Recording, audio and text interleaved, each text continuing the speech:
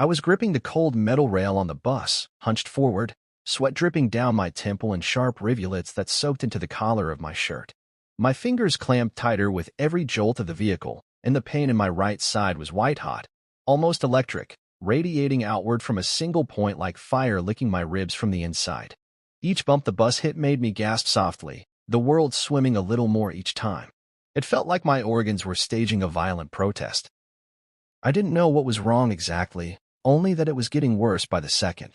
My knees wobbled beneath me, barely holding me upright, and a part of me wondered if this was how it ended, not in some grand, dramatic accident, but slowly dissolving into the background of a Lagos City bus while strangers pretended not to see me suffer.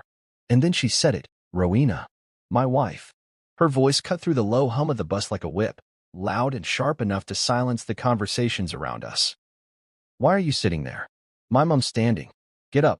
She didn't even look at me when she said it, just gestured dismissively with her head as if I were an object out of place.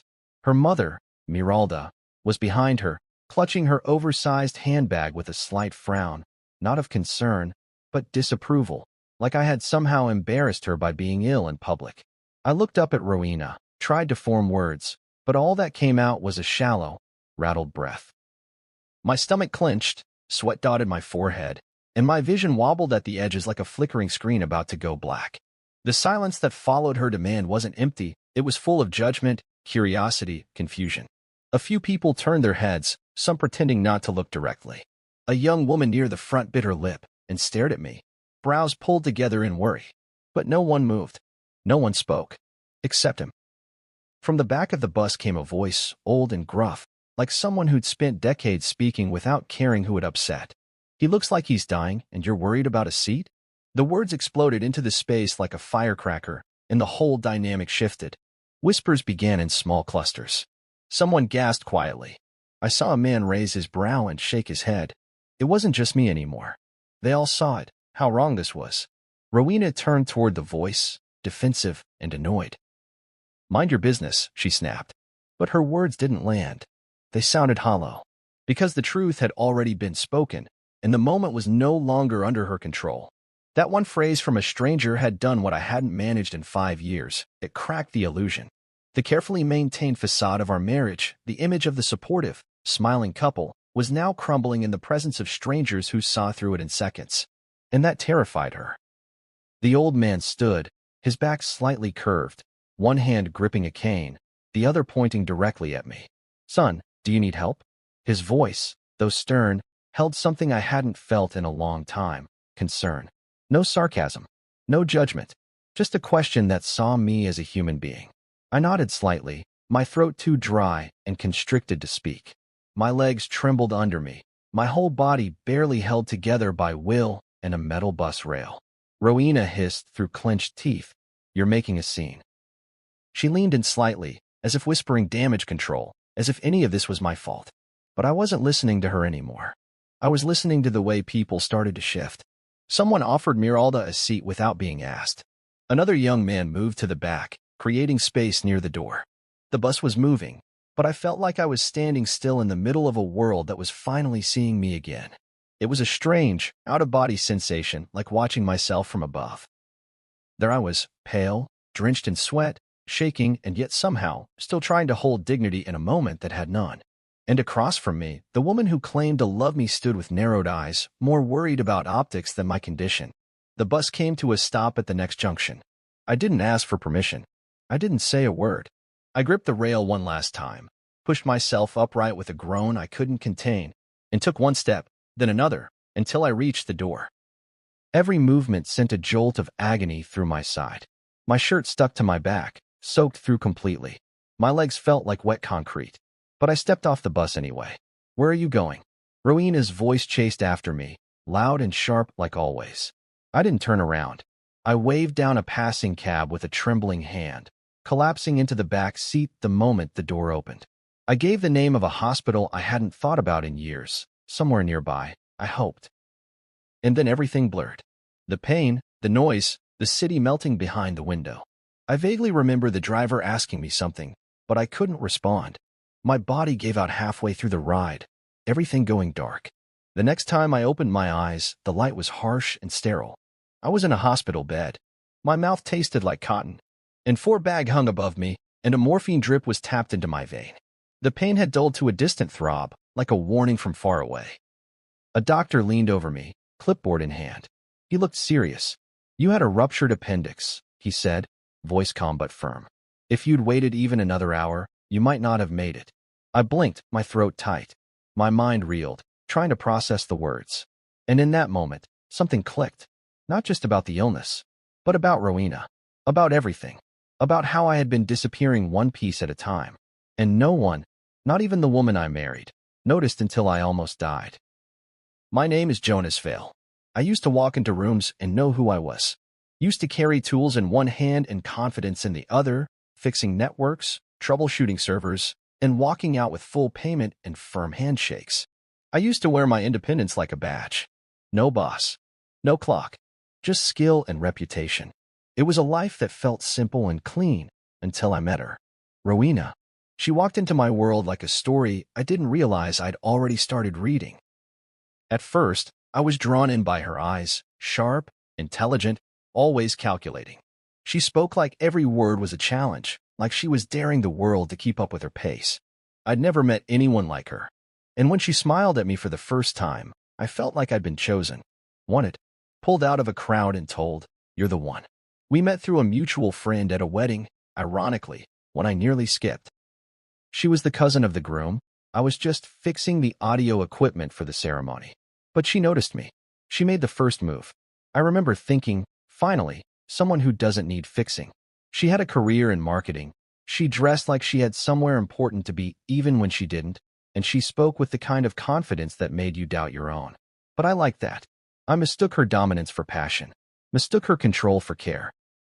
When she told me I could be so much more, I believed her. I thought she saw something in me.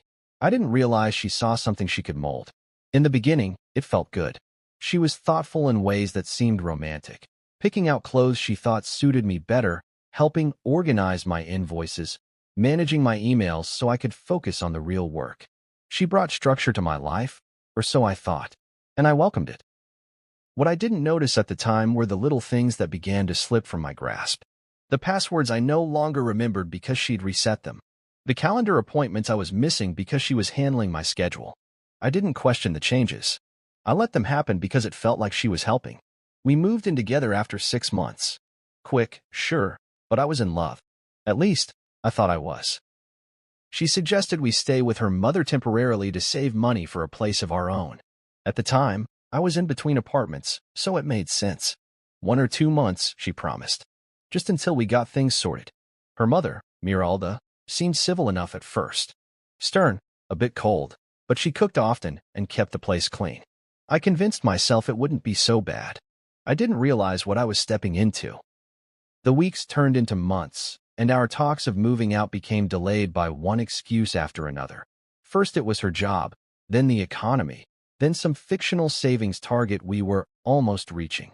The room we shared in that house never really felt like mine. Her mother had a way of reminding me of that. Passive comments about men who live under other people's roofs, or sighing heavily when I used the main bathroom. At first, I ignored it. I tried to be patient. I kept working, doing odd jobs, servicing clients across the city. I kept trying. Then came the suggestion that we combine our finances. Easier for bills, she said. A single joint account that she would help manage. I remember hesitating. I had always handled my own money. But she looked at me with that impatient smile and said, "Do you not trust me?" And I didn't want to be that guy, the controlling, suspicious type. So I agreed. Slowly, my personal accounts faded. I started funneling payments into the joint one. She offered to do the budgeting, the monthly transfers, the bill pay. I let her. It felt practical, smart, responsible. But behind that efficiency was something darker. Soon I was asking for money from my own earnings. Asking. Like a child waiting for an allowance. "I just paid for your transport last week," she'd say. Or, "Didn't you just eat out yesterday?" I was working, but the money never felt like mine. If I questioned anything, she said I was ungrateful. Said I didn't understand what it took to run a household. She made it seem like I was lucky to have her managing things at all. And for a while, I believed it. Because that's the thing about control, it doesn't always show up as chains. Sometimes, It wraps itself in language that sounds like care. The space between who I was and who I'd become stretched slowly, until I barely recognized the reflection in the mirror. The man who used to wake up early, energized by work, now hesitated to even open his laptop. She'd check my emails just in case, offer to respond to clients to keep things professional. She began criticizing my work, suggesting I take on fewer projects until we figured out a better strategy. And then, one day, without warning, I found myself sitting idle in a house I didn't own, with money I couldn't touch, answering to a woman who treated me like an inconvenience. Miralda wasn't any better. She inserted herself into everything, questioned my food choices, critiqued my clothes, even suggested I was too emotional when I tried to set boundaries. They were a unit, Rowena and her mother. Two mirrors reflecting the same warped image of me, lazy, indecisive, ungrateful. It became easier to stay silent than to argue. And silence, I've learned, is how people disappear without leaving. Looking back, I don't know exactly when the shift happened. When the helpful suggestions became commands. When my work became theirs to manage. When I stopped seeing my friends, my family, my own self. All I know is that by the time I realized what was happening, I was already gone. A shell of the man I'd been. Tired all the time. Cautious. Afraid of saying the wrong thing. Of triggering one of Rowena's moods. I stopped asking questions. I stopped dreaming. I stopped fighting. That's how I ended up on that bus. Sick, broken, and still trying to explain my pain to someone who didn't care. That's how I learned that the body will scream when the heart has been silent too long. That's how I realized the person I had become wasn't the man I wanted to be. And it all started with love. Or what I thought was love. There's something cruel about pain that hides. The kind that doesn't leave bruises or bandage-worthy wounds. The kind that builds slowly, silently, until one day you can't breathe right or think clearly or stand up straight without flinching, not because of what's happening to your body, but what's been happening to your spirit. That day on the bus, the rupture in my side might have been the thing sending signals of panic through my nervous system, but it wasn't the only thing broken. I had been crumbling for years. It just took that moment to make it undeniable. I remember the way the sweat soaked through my shirt under the Lagos sun, the way my back ached not just from the physical pain, but from years of carrying a weight I didn't deserve. My fingers trembled on the rail not just because of the ruptured appendix, but because I had been trained to tremble, to doubt myself, to second-guess every action, to seek permission for things I used to do without question. Somewhere between freelancing for international clients and watching my own wife hand me 2,000 naira like she was doing me a favor, I had lost the right to my own life. And the worst part? I hadn't even noticed until it almost killed me. When I look back, I think of all the small permissions I started asking for. Things that used to be mine by default: time, money, food. I had to inform her before I bought anything over a certain amount. I remember standing in a pharmacy once, holding a cold medication in one hand and my debit card in the other, calculating whether Rowena would approve the purchase. Not whether we could afford it. We could. But whether she would think I was being irresponsible with the household funds. Household funds that came from my own labor. I'd stopped seeing it as my income. Stopped referring to it as mine. It became something she managed. Something she rationed. And when my invoices cleared. When the clients paid for jobs I pulled all-nighters to finish, Rowena would skim through the payments like a hawk surveying its nest, immediately delegating the money to bills, groceries, savings, her mother's medicine, and whatever else she thought took priority. If I asked to keep a small portion for myself, maybe to see a movie, replace an old tool, or just buy myself something decent, she'd tilt her head and say, "Well, let's see what's left after I budget everything." After she budgeted. As though I had simply been a cog in the machine she ran. It was more than the money. It was the constant surveillance. My laptop, which used to feel like a gateway to the world, became a checkpoint. Rowena started asking for passwords, just in case, saying she wanted to help organize files or follow up on clients. But then I started noticing drafts I didn't write. Emails she'd sent without telling me. Once, she told a client I was unavailable for a month because we had family priorities, even though I had already committed to the job. When I confronted her, she simply shrugged. "You were burning out anyway," she said. "I'm helping you take care of yourself." Funny how people who hurt you always think they're doing it out of love. There were nights I lay awake next to her, staring at the ceiling, wondering when it had shifted, when her hands went from soothing to suffocating. When I reached across the bed, she'd roll away or mutter something about being tired. There was no intimacy left, just a schedule, a routine. I had become another item on her list to manage.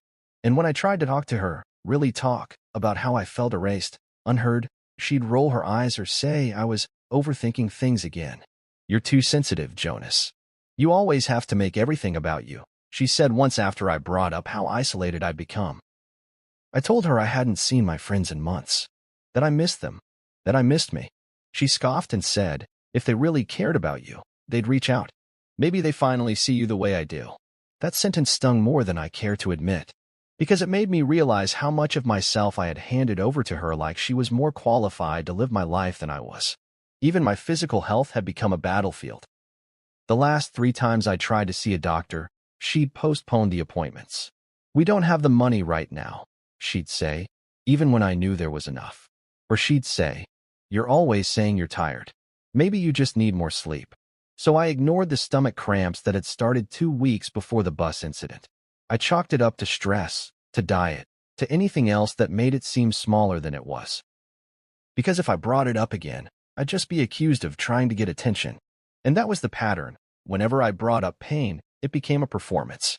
A performance she expected me to end quickly. Smile. Nod. Power through. Especially in front of Miralda. If I looked anything less than functional around her mother, Rowena would pull me aside later and whisper furiously about how I was embarrassing both of us. I once had a fever so high I was delirious, and Rowena still asked me to sit at the dinner table and not make it awkward. I sat there shivering through a bowl of pepper soup, cheeks burning, while Miralda asked if I was fasting because I hadn't touched my yam.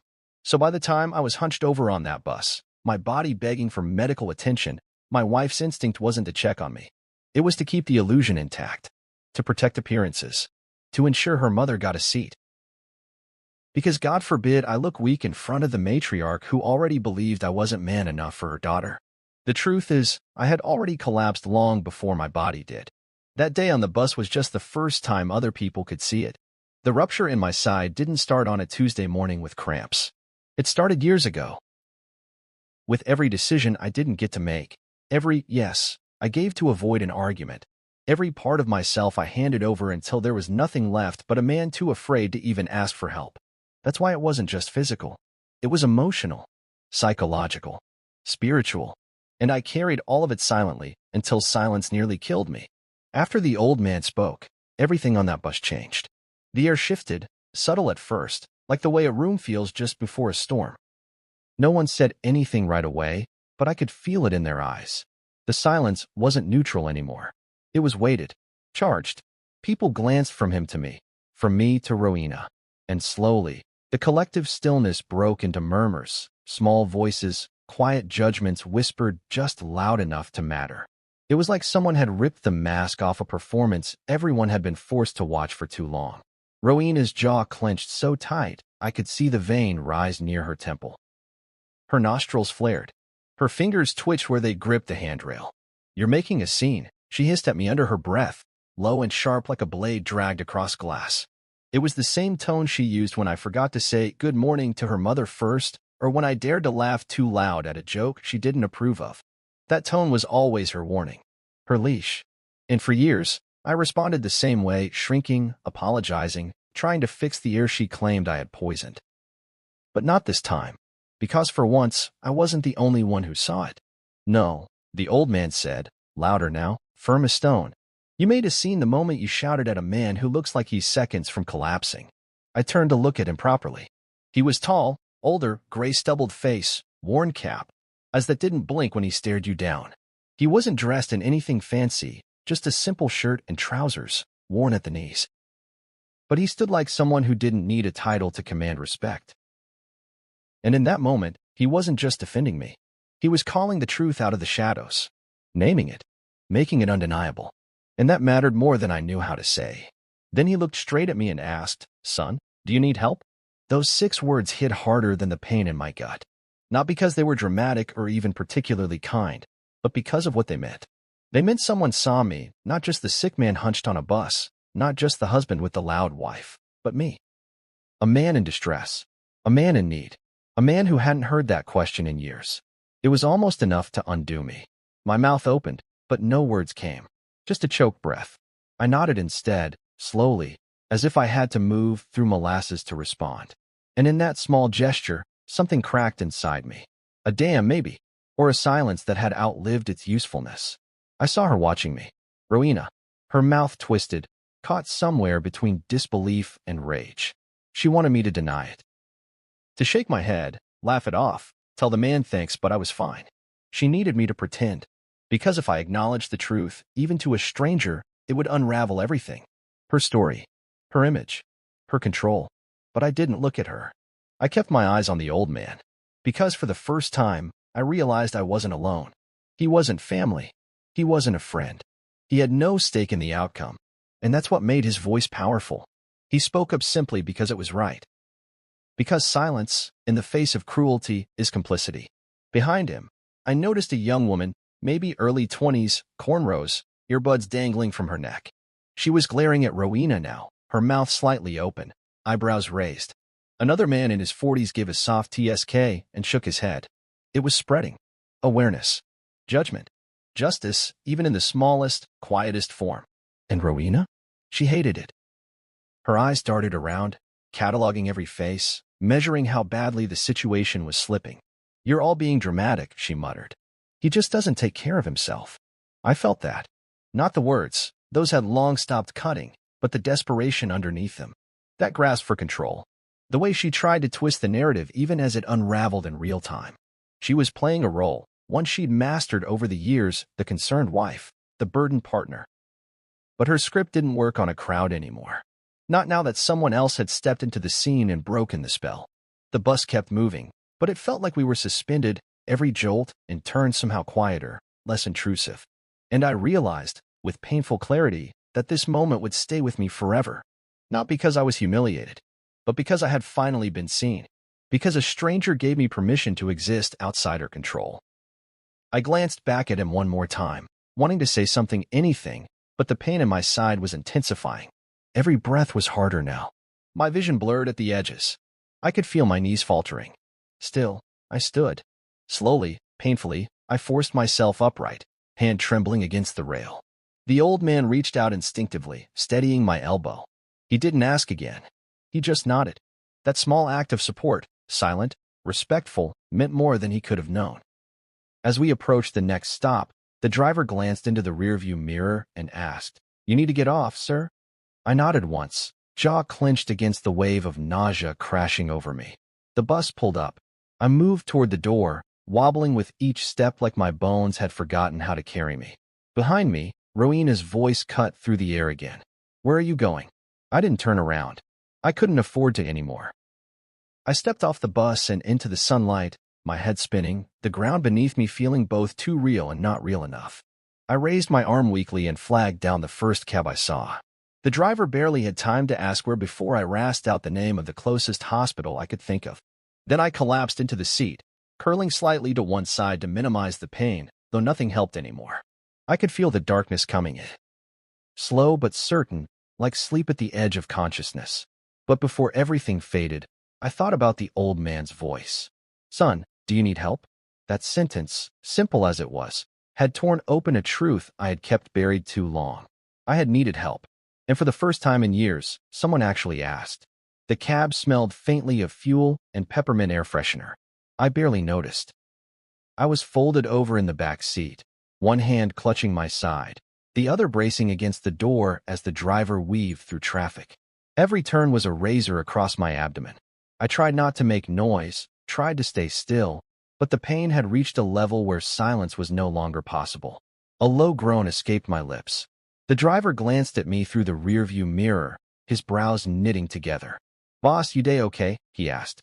I opened my mouth, but only a dry gasp came out. My lips were cracked. My throat was raw. I forced a nod and croaked out, "General Hospital." "Yaba." Fast. He didn't ask any more questions. He just nodded and stepped harder on the accelerator.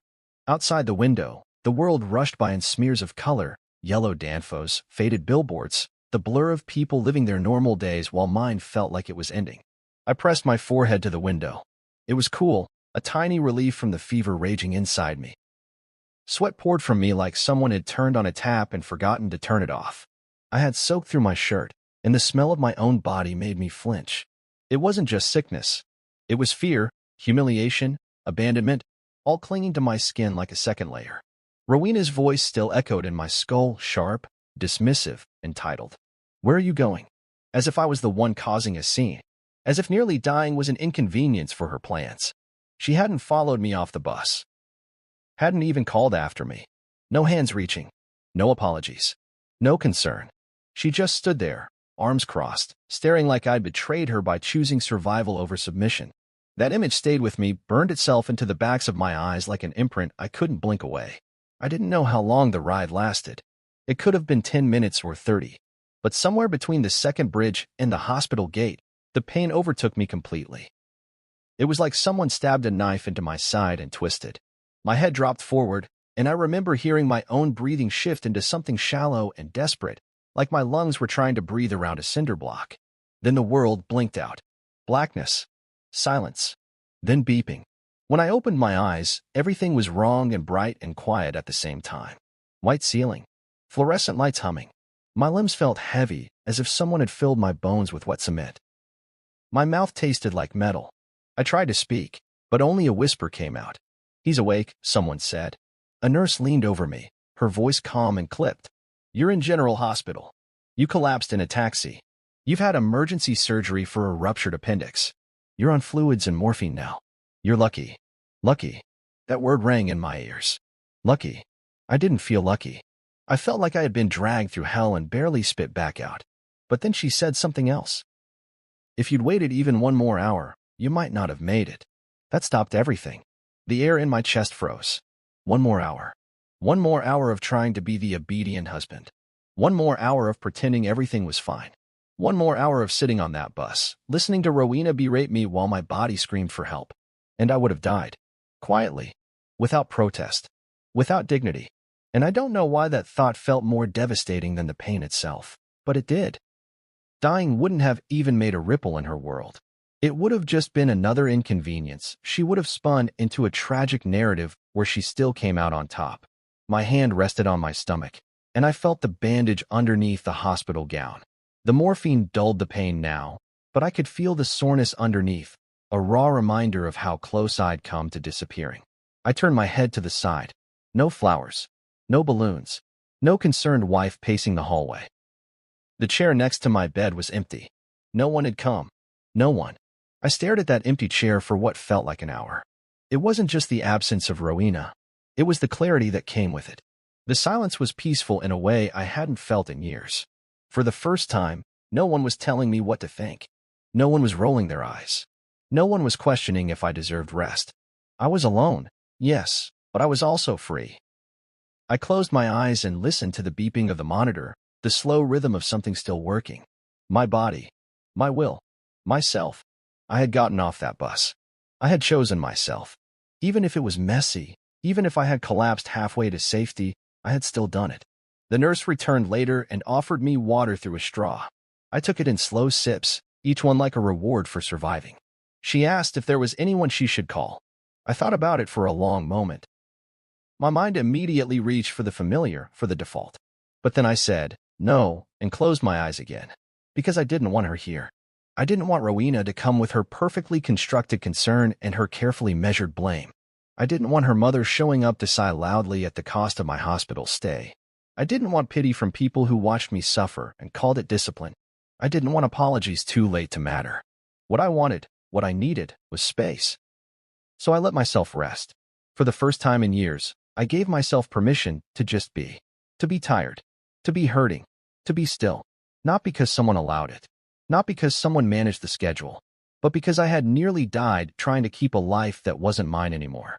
That had never really been mine, if I was honest. So yes, I got off the bus. But more importantly, I stayed off. I stared at the hospital ceiling long after the morphine drip slowed to its final drop. I wasn't in pain anymore, at least not the kind they could chart or medicate. What was left was quieter, deeper. The ache of knowing no one came. Not Rowena. Not Miralda. Not a single call. Not a single message. I shouldn't have been surprised, but I was. Some part of me still believed she might show up, face tight with worry, clutching a bag of toiletries and fake apologies. But nothing. Not even silence disguised as care. It was just absence. Complete, clean, final. When the nurse asked again if I wanted to call anyone, I hesitated. This time not out of confusion, but because I knew the name before she even finished the sentence. Deo. It had been years since we'd spoken. Maybe 4. No fallout. No big betrayal. Just distance. He was the friend Rowena always hated. Called him loud, reckless, immature. But Deo was the only person who ever looked Rowena in the eye and asked, "Why does Jonas always look exhausted?" She never forgave him for that. We drifted after that. She made it uncomfortable to invite him over, and eventually, I stopped trying. One by one, my friendships became relics stored away and forgotten, as if my life before her was a draft version that didn't deserve to be revisited. But now, lying in a hospital bed with no one by my side and nothing left to defend, his name came back to me like a memory that had been knocking on the back of my mind, waiting for the silence. The nurse handed me my phone, and I scrolled through my contacts. My thumb hovered over the screen when I saw it. Deo. I didn't know if he'd pick up. I didn't even know if the number still worked. But I tapped it. He answered on the second ring. "Hello." I froze. His voice hadn't changed, still carried that same warm sarcasm, like he was always halfway between a joke and the truth. For a second, I couldn't speak. My throat tightened. Then I said, "Hey, Deo, it's Jonas." There was a pause. Then his tone shifted completely. "Jonas? What the hell happened to your voice?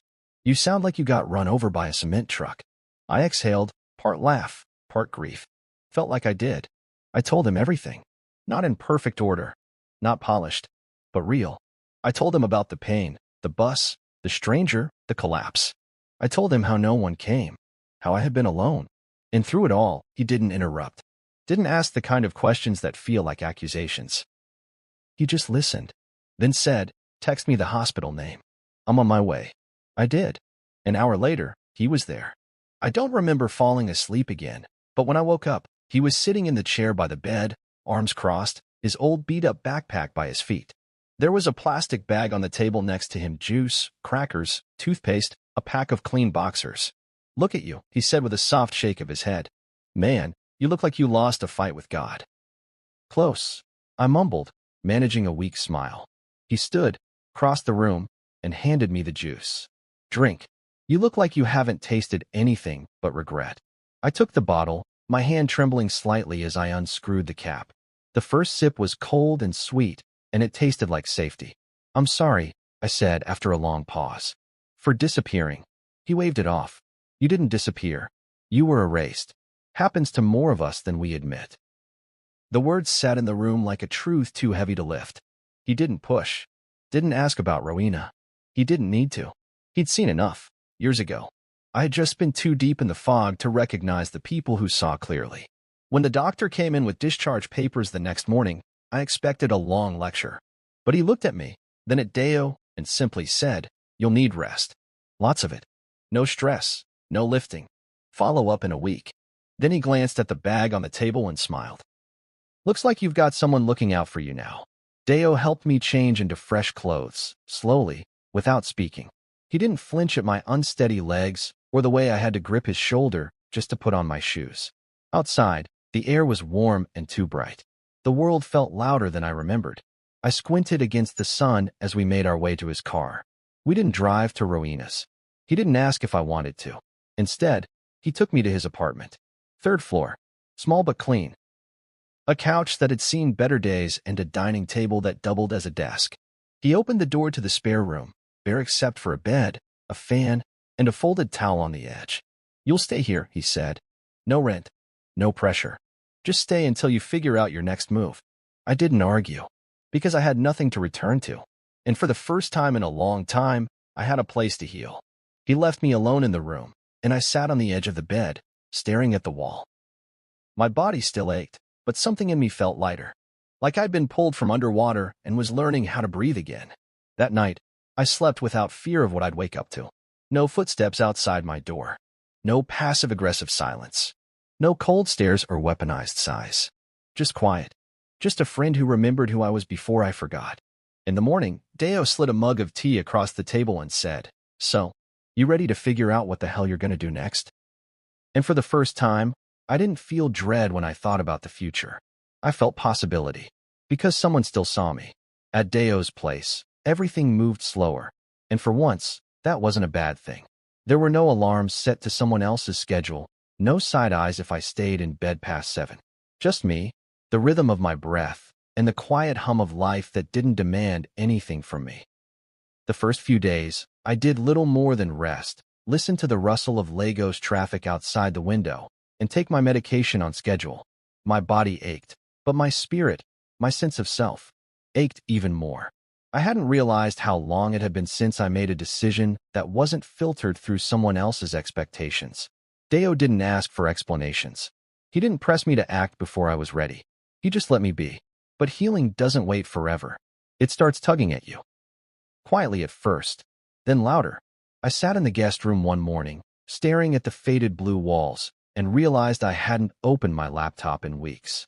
It was still in a duffel bag, zipped at the bottom like a forgotten tool of a past life.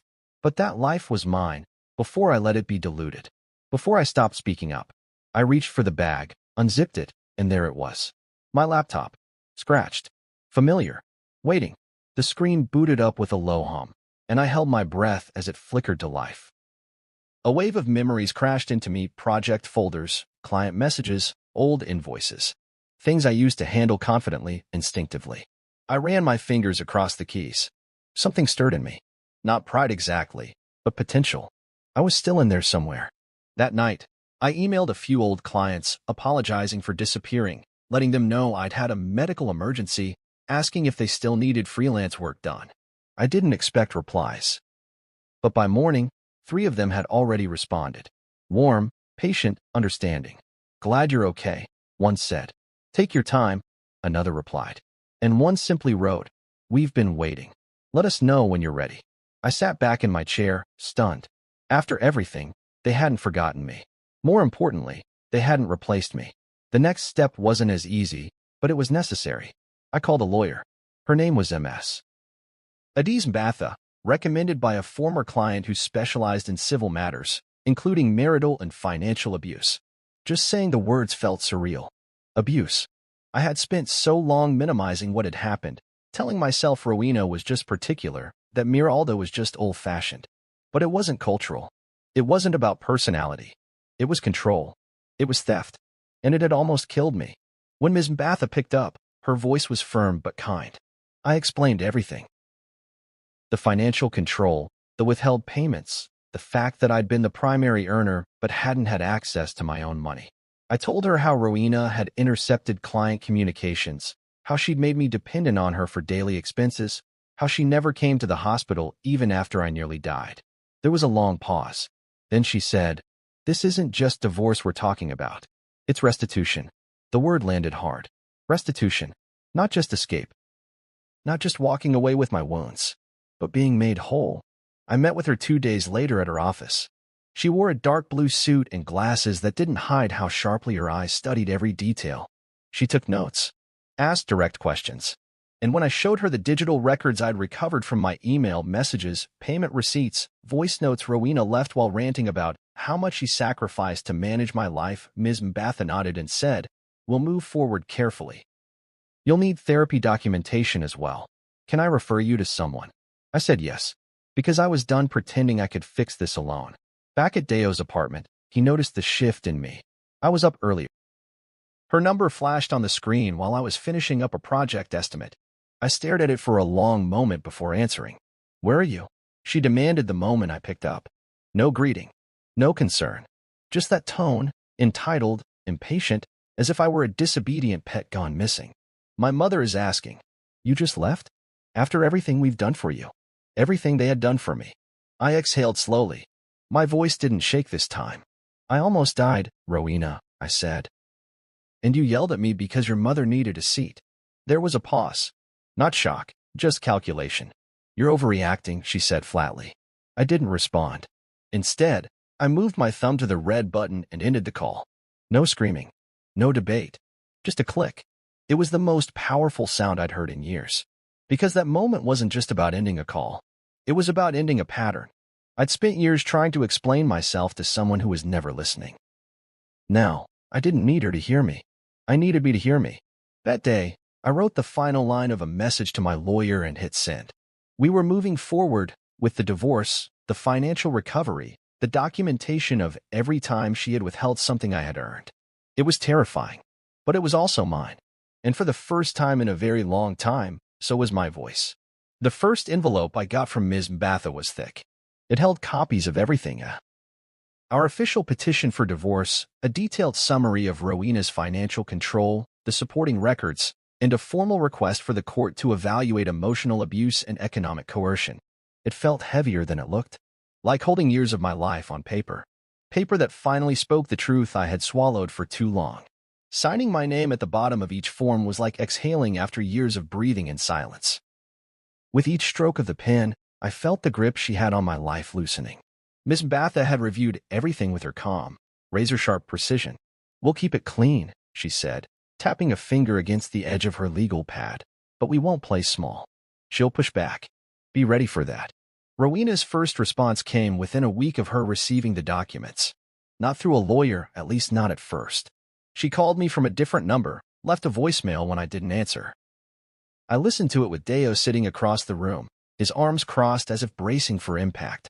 "Jonas," her voice said, all breathy and sweet, like sugar poured over rust, "I don't know what you think you're doing, but this is dramatic.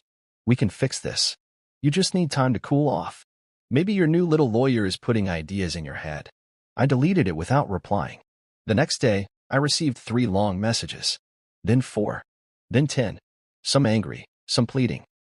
She played every card she could find. Reminders of old memories, weaponized guilt, veiled threats. "You know what my mother will say when this gets out," she wrote in one. "You're trying to ruin my reputation because you can't handle being a man." In another, she said, "Be very careful, Jonas. I have things too. Don't make me use them." I didn't flinch. Not because I wasn't afraid, but because I had already lived through the worst version of this. Silence. Disbelief. The slow drip of self-erasure. Compared to that, her desperation now felt like noise. Ms. Mbatha responded officially to her messages with a single legal memo, citing the clauses and evidence submitted. "Going forward, we recommend all communication be through legal representatives," it said. "Direct contact is neither productive nor appropriate." That was the first time Rowena involved her own lawyer, a man named Mr. Atabi, a smooth talker with a talent for misdirection and victim blaming. His response was predictable: accusations of abandonment, claims that I had fabricated financial stress, insinuations that I was unwell, and that Rowena had been supporting me out of compassion. It was the performance I expected, the same one she'd given to friends, to family, to herself, that I was fragile, ungrateful, lucky to have her. But this time, she wasn't talking to someone she could manipulate. She was talking to Ms. Mbatha. At our next meeting, Ms. Mbatha arrived with a printed stack of my evidence: voice recordings, bank transfers I never authorized, email chains with my name scrubbed from business deals she'd intercepted. "Let her play," she said as she reviewed the file, eyes hard behind her glasses. "But we won't flinch. You're not asking for revenge. You're asking for truth. And that's easier to prove than she thinks." I hadn't realized how much I needed someone to say that out loud. The hearing date was set. Preliminary mediation was scheduled first, standard procedure. I knew Rowena would try to twist the narrative, make herself the victim. I prepared myself for it. I rehearsed my story with the therapist Ms. Mbatha connected me to, a quiet woman named Fola who listened more with her eyes than her words. We talked through my past, the things I'd let go, the pieces I still didn't understand. I told her about the envelope on the bus, about how I'd wanted to apologize while in pain, about how I still sometimes felt guilty for getting off that bus, even though it saved my life. Fola didn't try to reframe it with platitudes. She just said, "You're not the one who failed to love. You're the one who started choosing survival." That sentence followed me into mediation.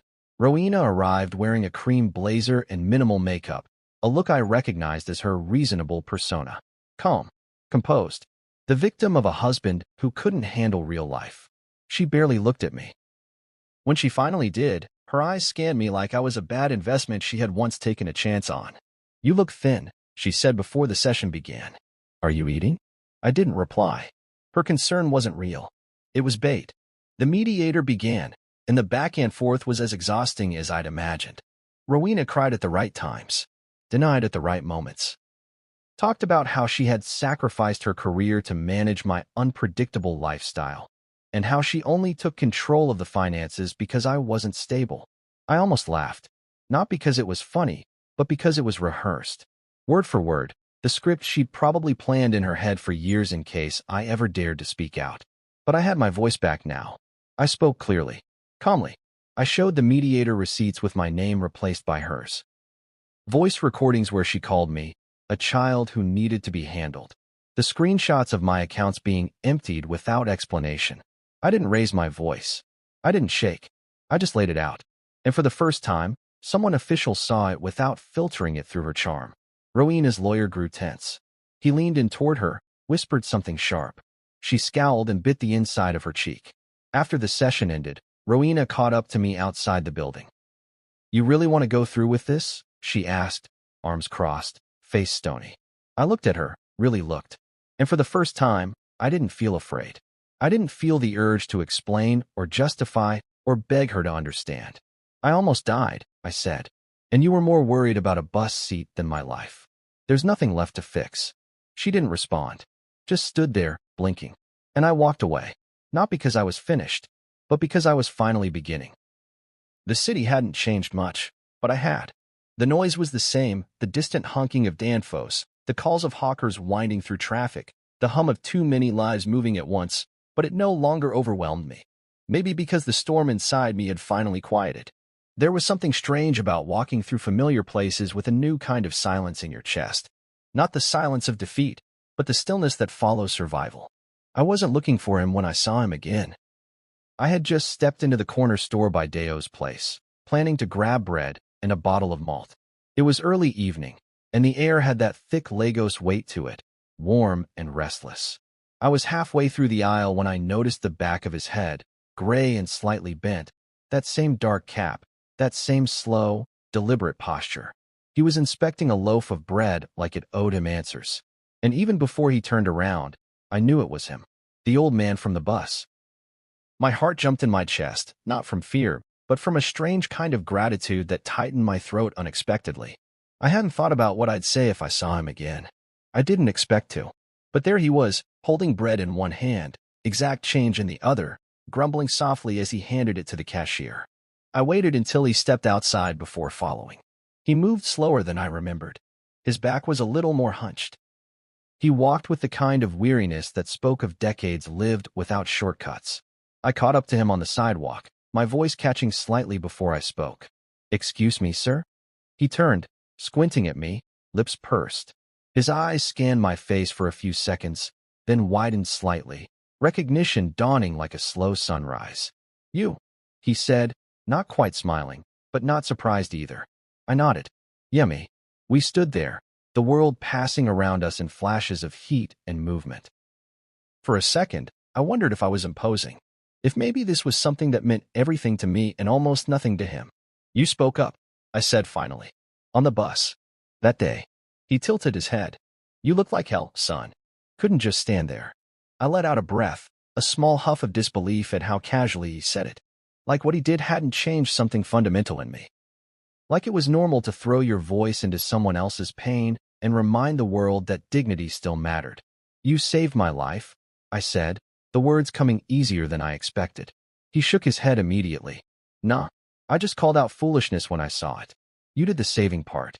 I wanted to argue, to insist that he'd done more than just call something out, that he had cracked open the illusion I'd been trapped in. That one sentence. He looks like he's dying, and you're worried about a seat, had echoed in my head for weeks. It had been the mirror I didn't know I needed. But instead of explaining all of that, I just said, still, thank you. He studied me for a moment, then gave a small nod. You get off that bus in the end? I did.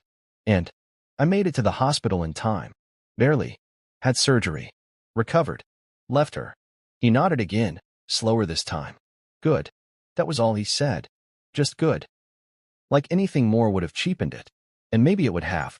Because there was a power in the simplicity of what he'd done, and even more in how little he asked for in return. He hadn't done it for credit. He'd done it because it was right. And that made it mean even more. We stood there for another moment, the late sun turning the pavement gold around us. You know, I said, I used to think that being strong meant staying quiet, enduring. But it doesn't. It's knowing when to speak, when to stand up, or even when to sit down and let people see you hurting. The old man cracked a rare, tired smile. Takes strength to know your limits. More to stop letting people cross them. He started walking again, and I matched his pace, just for a few steps. May I ask your name? I said. Baba Say, he replied. People just call me Baba. Baba, I repeated. I won't forget that. We reached the corner where our paths would split. He turned to me and gave a nod that felt like the end of something sacred. Take care of yourself, son. The world won't always remember to do it for you. Then he crossed the street, disappeared into the noise, into the same current of strangers he had once emerged from. I stood there for a long time, and I realized that, sometimes, the loudest rescues come from the quietest voices. That old man didn't raise his hand in protest. He didn't make a speech. He didn't know me. But he had seen me, and in a moment where everyone else turned away, he had turned toward. That was what I remembered most. Not the pain, not the betrayal, but the moment I was reminded I was still human. And in a world that had spent years convincing me otherwise, that one phrase, spoken by a stranger, had been enough to start rebuilding the man I used to be. The apartment isn't big. The couch sags a little in the middle, the kettle whistles too loud when it boils, and the water pressure in the shower plays its own unpredictable symphony. But it's mine. All of it. Every creaking floorboard, every window I open to let the sunlight in, every dish in the drying rack, chosen by me. I wake up now without the invisible weight pressing against my chest. No one asking where I'm going. No one demanding explanations for why I want to take a walk, or spend money, or laugh a little too loud at something on the radio.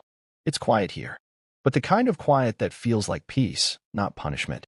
I kept the chair from Deo's guest room, hauled it with me when I finally signed the lease for my own place. It's nothing special, cheap wood, a faded cushion, but it reminds me of the first room I was allowed to heal in. I sit in it every morning with tea in my hands and the windows open wide, letting in the sounds of a city that, for once, doesn't feel like it's trying to bury me. I don't rush anymore. I don't apologize for taking up space. The business is mine again, too. It took some work, but I got back in touch with old clients, built new relationships, and started taking projects on my terms. No middlemen. No one editing my emails before I send them. I registered the business under my full name, Jonas Emmanuel Vale, and when I received the official documentation in the mail, I held the envelope in my hands longer than I needed to. It wasn't just paperwork. It was reclamation. Of work. Of self. Of pride. Therapy continues. Once a week. Some sessions feel like unraveling knots I didn't know were there. Others are just quiet conversations where I finally get to say out loud the things I used to whisper in the dark. Guilt. Shame. The strange grief of losing a version of life you thought was love. My therapist, Fola, reminds me often that healing doesn't happen in a straight line. That some days I'll feel free, and others I'll still hear Rowena's voice echoing in the places I've yet to dust out. She's right. Sometimes I'll be out grocery shopping and someone will laugh a certain way and my chest will tighten without warning. Sometimes I'll look at the total at the till and instinctively reach for my phone like I need to ask for permission to spend my own money. But those moments pass. I let them pass. I've learned not to chase them or judge them. I just breathe. I return to myself. I've also started reaching back out to the people I let drift. Not all of them. Some doors are better left closed. But others, like my sister Amaka, who I hadn't called in 2 years, were still slightly ajar. When I called her, she cried. Not because I disappeared, but because she thought I wouldn't come back. I knew something was wrong, she whispered. But you stopped letting me see you. We met for lunch the following weekend. Her eyes scanned me the way big sisters do, measuring health and skin tone and posture and the tightness around the eyes. You're lighter, she said, not referring to weight. I nodded, because she was right. I started cooking again too. Simple things. Boiled yam and egg sauce. Spaghetti with too much pepper. Toast with sardines. Food made in silence, for no one but myself.